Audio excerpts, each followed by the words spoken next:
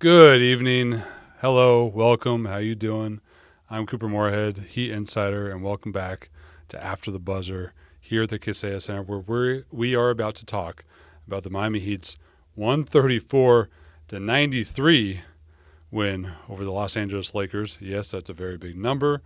When the numbers get that big, you don't necessarily have to go over everything with a fine-tooth comb, but there's still some things to talk about tonight. We will talk about the Heat's identity and why that mattered in a game like this. And we will talk about Tyler Hero and a pretty good quarter that he had after not the best start. But before we get to those two things, a little bit about the game overall. Both teams, both the Heat and Lakers, came into this one not necessarily playing their best basketball. The Heat had lost 3 of 5. The Lakers had lost 5 of 7. And when teams like that meet, when they're both losing a little bit more than they want, usually you're going to come out of that game with one team having to get right kind of a night, and then you're going to have the other team that's going to leave still doing a little searching for not just the wins, but for the right process, for the right feeling about their games. It's pretty clear which was which tonight. The Heat set a franchise record with 42 assists. The Heat tied a franchise record with 24 threes. They had an offensive rating of 141.1, one of the best marks in the past 5 years. Everyone got free Chick-fil-A at the end of the game. Just one of those nights where everything was gravy, nothing really to feel bad about. It's all good on the Heat side. As far as the game itself, LeBron kept the Lakers in it for a little while, but there really just wasn't a lot of there on the LA side of things. And that's how some games go. On that subject, let's talk about the Heat's identity. I thought J.J. Redick, the Lakers' first-time head coach, before the game, he made an interesting comment. He was asked sort of about the Lakers' identity and how they handle, losing some games. And J.J. said, teams over the course of a regular season are going to cycle through different identities. You have your identity, then you might see some slippage, you get back to it. It's cyclical, right? He said, I'm paraphrasing here, not without the exact quote, but, an average team will have 15 identities or so. A good team, maybe 10. Even a very good team, still 4 or 5 over the course of the year. On a game like tonight, you see the difference in a team like the Lakers who's searching for an identity under a new coach and a franchise like the Heat, under Eric Spoelstra, that whether they're playing well or poorly, whether their execution is where they want it to be or not, whether there's slippage, they always seem to have the same identity, kind of coursing through the season. They might, Redick's quote might be correct that you might cycle through identities and slippage and getting back to your identity, but the Heat are almost always getting back to the same identity, and they've been getting back to it for years now. They have always known who they want to be and what they need to do to get to who they want to be. So on a night like tonight, that means even if they've lost some games coming in, but they're going to play hard on defense. They're going to play the passing lanes. They got a bunch of steals, live ball turnovers early. Those turn into pick sixes. Pick sixes are some of the easiest points you're going to get in the game. Easy points grease the wheels, makes everything start to feel better. Your offense looks good, so on and so forth. They're going to play hard. They're going to go for loose balls. They're going to go for second chances. They had a bunch of offensive rebounds early when the Lakers couldn't get to a loose ball that can be, a tip pass, or a loose ball is literally an offensive rebound that just drops and whoever's going to get it first gets it. The Heat got a bunch of those. They have I care identity, a certain level of foundation that gives them a high floor night to night, and there's value in that, real tangible value. You'd be surprised at how many games the Heat win every year, no matter who their roster is or who's on the roster, no matter who's healthy, no matter who's available.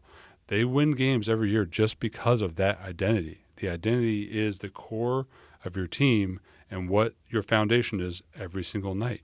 And that's why they win games a lot of times. When they're missing guys, or if they meet a team like the Lakers that's searching a little bit, well, the Heat and their identity that they get to, if you aren't looking great, they're going to make you look worse. If you have a weakness, they're going to magnify it. It was similar to when the Philadelphia 76ers came into Miami a few weeks ago. The Sixers haven't started like they wanted to this season. The Heat showed them what they're all about. The Sixers left still not feeling very good, still looking for answers. So, it feels like an intangible thing, this identity that coaches talk about all the time, but it matters so much night to night because every single thing you do, if your players are always trying to get to the same thing, then there's a consistency in the way you play, and consistency translates to wins. Now, the part you probably want to hear about is Tyler Hero. Tyler was, he's had so many games like this, so many quarters like this season. He had 31 points on 19 shots, 21 points in the third quarter, going 7 of 8 from 3 in the third. But what was interesting was what came before the third. Think about last game against Boston. Tough game, second out of a back-to-back. Hero shoots 2 of 10 from 3, right? In the first half tonight, he shoots 2 of 8 from 3. So combined 4 of 18. He hadn't made a lot of his threes in the past 6 quarters. Now, it's understandable, you would think. Maybe it's human nature.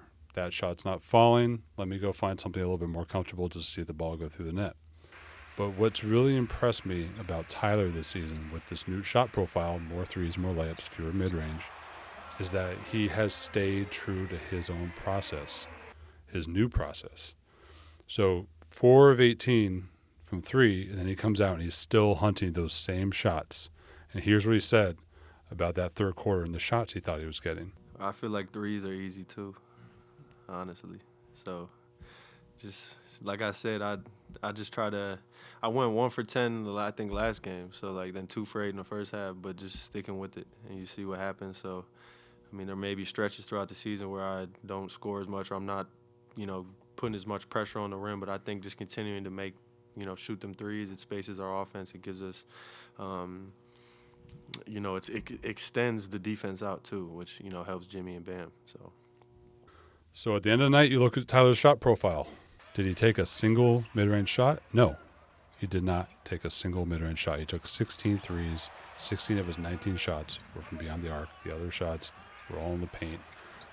It's an immaculate shot profile. It's exactly what you want if you're following Tyler, if you are Tyler, if you're coaching Tyler, if you're playing with Tyler. Bam talked after the game as well about Tyler and the joy he finds, and not only Tyler having the success, but Bam being able to share and play a part in Tyler's success. Bam's part of that is interesting because, again, back to the Lakers' identity, they were searching for their defense all night long, and even when Tyler had hit 2 in a row, 3 in a row, 4 in a row in that third quarter, you watch those clips, and Tyler's still getting wide open, like he said before. The Lakers are going under on screens, giving him quick pull-up threes for his 5th 3 in a row. That's not what a lot of teams are going to do. If that was the Heat on the other side of things, as we've talked about in these videos, if someone's getting hot, they're going to get the ball out of their hands. They're going to change things up. The Lakers never changed things up on Tyler in that third quarter. He found his rhythm, and he stayed in it until the game was basically over, before the fourth quarter even began. So that's it. It's a really nice night for the Heat, a get-right night. They played to their identity. Tyler Hero played to the new identity that he's established this season, that he has been true to every single game so far, very impressively. And that's it. I hope you've enjoyed this video, and we'll see you next time on After the Buzzer. Take care.